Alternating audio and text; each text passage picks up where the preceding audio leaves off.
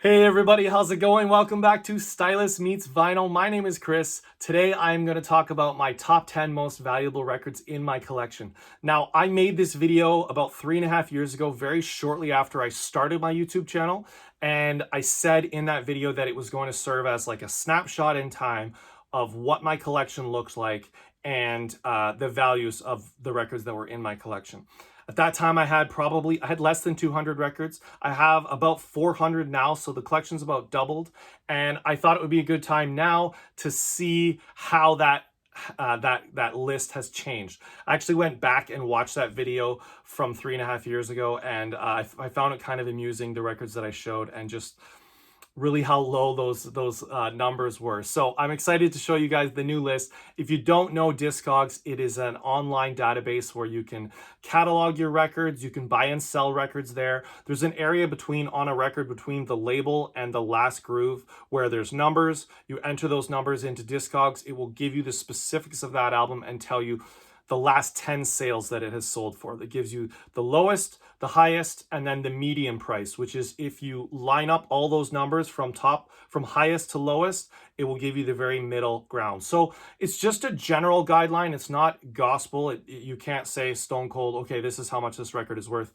You have to take into account the condition of your record, the condition of all the records that have sold before it, and just kind of make your own judgment. But for the purposes of this video, we're going to use that as a guide. I'm going to give you a little snippet of the specifics of that album. You'll be able to see the high, the low, the median, and then how many people have it in their collection. So let's get into it. I'm excited to show you guys this.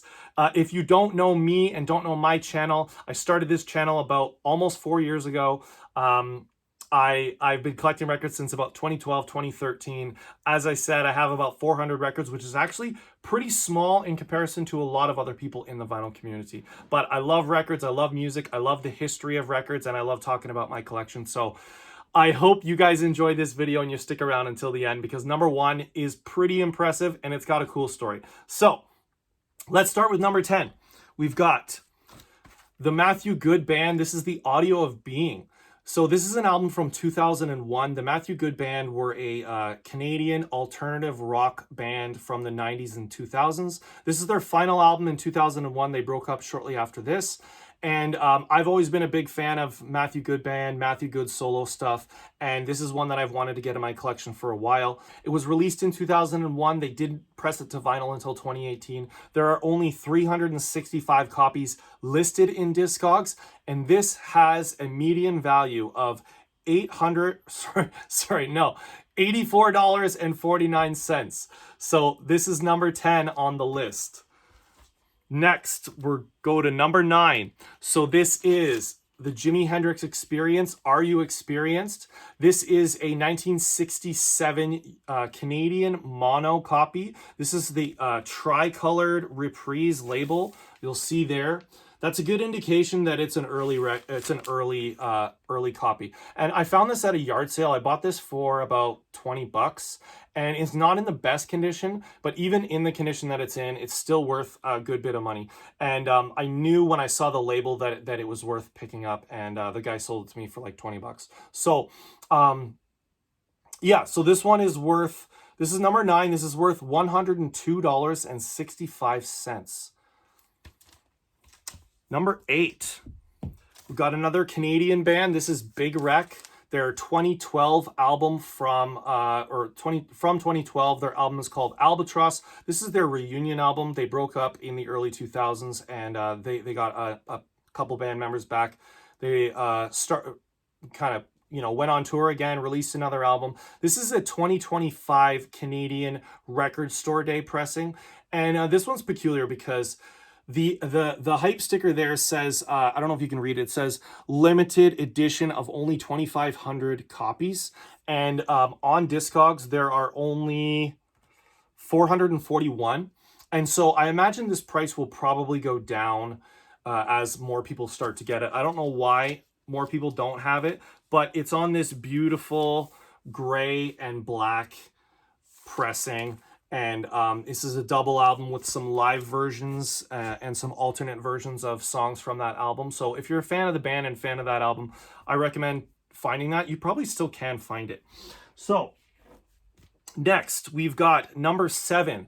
This is the Beatles, Now and Then and Love Me Do. This is a 10-inch single from 2023. This is the worldwide Spotify 10-inch version. So I got an email from Spotify saying like, hey, you're a top listener of the Beatles, even though I didn't even think I was listening to the Beatles that often on Spotify, but I got the email.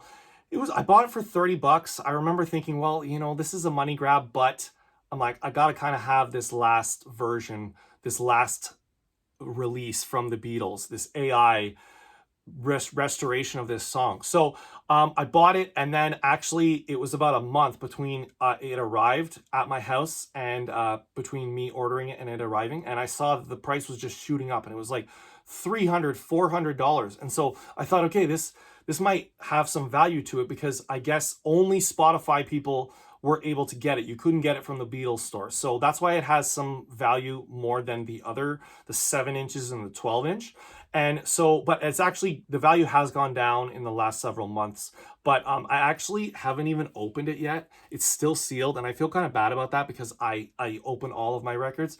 But I figured maybe I'll find a 12-inch copy. I'll have that one. That'll be my listening copy. This will be the one that I'll just, I don't know, keep and see what happens with it.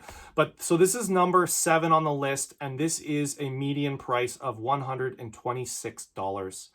And you can still see that only 881 people have this copy. So next is number 6. This is Jim Croce, You Don't Mess Around with Jim. This is a Mobile Fidelity Sound Lab original master recording.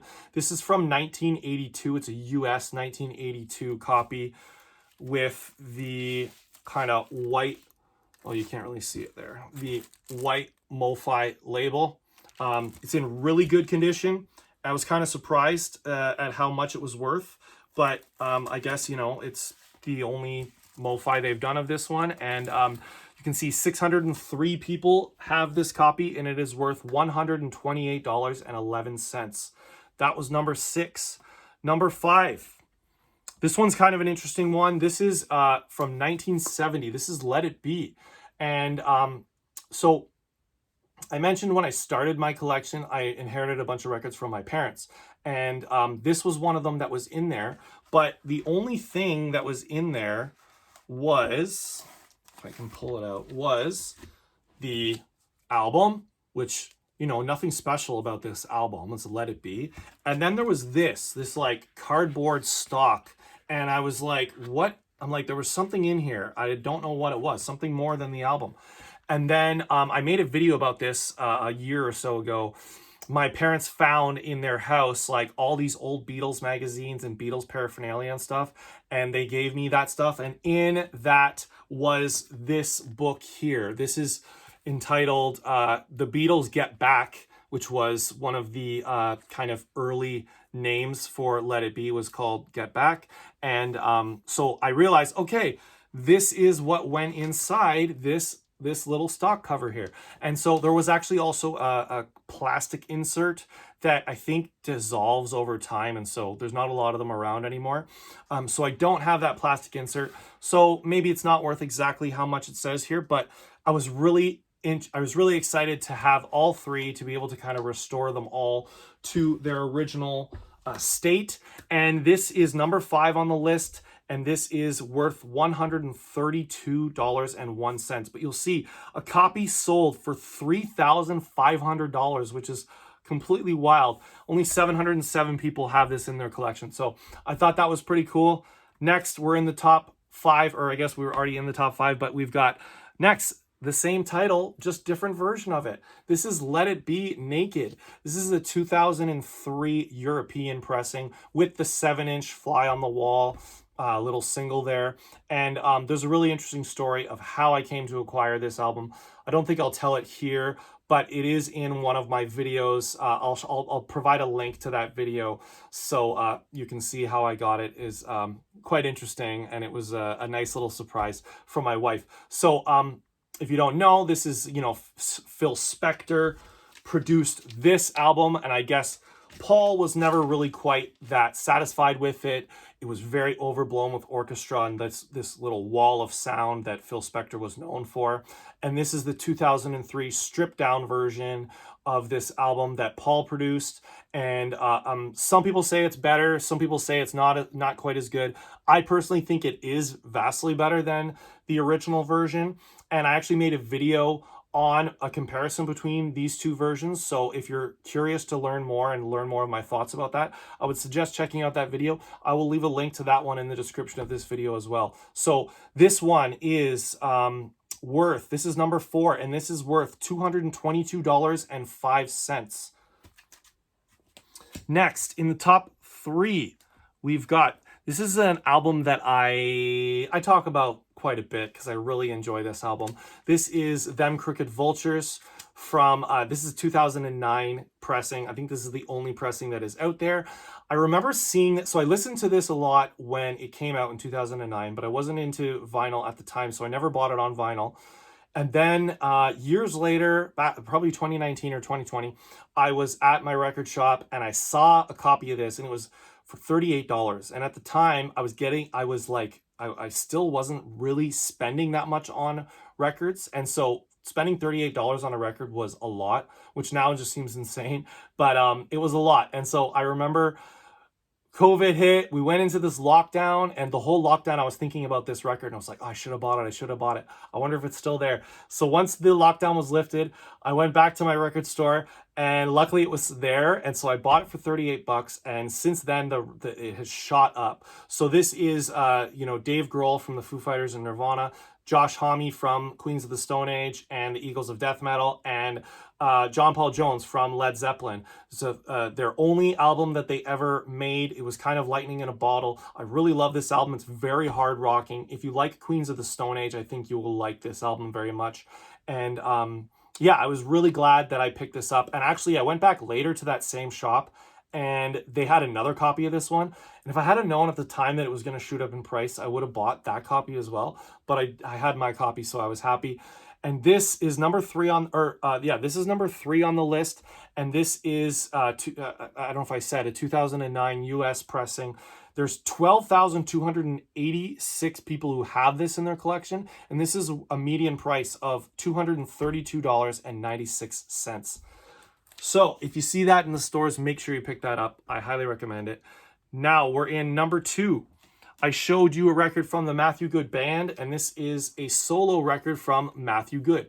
This is 2009 Canadian pressing of his 2009 album called Vancouver. Matthew Good is from Vancouver. As I said, I was always a big fan of his solo work, especially his early solo work. And this is a record that I always liked, and I had to order this online. Paid a little bit for it, but I'm happy to have it, and I think it'll probably go up in price. There's only 217 people who have it listed on Discogs. I don't know how many exactly were pressed, but there hasn't been a reissue of it. And this has a median price of $234.60. And the number 1 most valuable record in my collection is Bob Dylan's self-titled debut album from 1962. This is a 1962 promo mono 6-eye. So a 6-eye, you've got the Columbia label. These here, they're called the Eyes. That's the 6-eye, which is a really old label that they used. It's got that sticker here that says a new star on Columbia Records. So Bob Dylan wasn't even known at the time. And if you look at the label a little bit closer, you will see it says demonstration not for sale. And also on the back, demonstration not for sale. I've told this story before on my channel, but I will tell it here because this is the number 1 copy. And this one, I found it at my local record shop. It was listed for $49. And I almost I did a triple take, being like, how is this, there's something wrong here. How is this only listed at $49? I saw this. I saw the demonstration promo. So I'm like, what's going on? I checked out the condition. It's in great condition. It's like VG Plus. And I was like, I gotta buy this. $49. So I bought it. I brought it up to the desk. The guy there, the owner, was like, oh yeah, that's a rare one. I'm like, yeah, it is. I'm thinking he's going to be like, oh, this is a mistake. I can't, it's missing a digit. It's supposed to be $490. So he sold it to me for 49 bucks. I double checked on Discogs. It was worth like 500 at the time when I brought it home. And now the price has even increased since then. There are 93 people who have this on Discogs, and this has a median sale price of $700.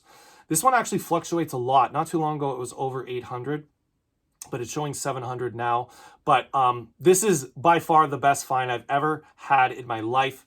Couldn't believe it. And I'm excited to see where the valuation of that album goes even in the years to come. So I hope you guys enjoyed this video. If you did, consider giving the video a like. Consider commenting, letting me know what you think about the top 10 here. Do you have any of these albums? Do you want any of these albums? What is your top 10? What is your number one most valuable record? If you enjoyed this, as I said, consider subscribing to the channel for more content. And whatever you guys do, make sure you come right back here where Stylus meets vinyl. Thanks, everybody. See you soon. Bye.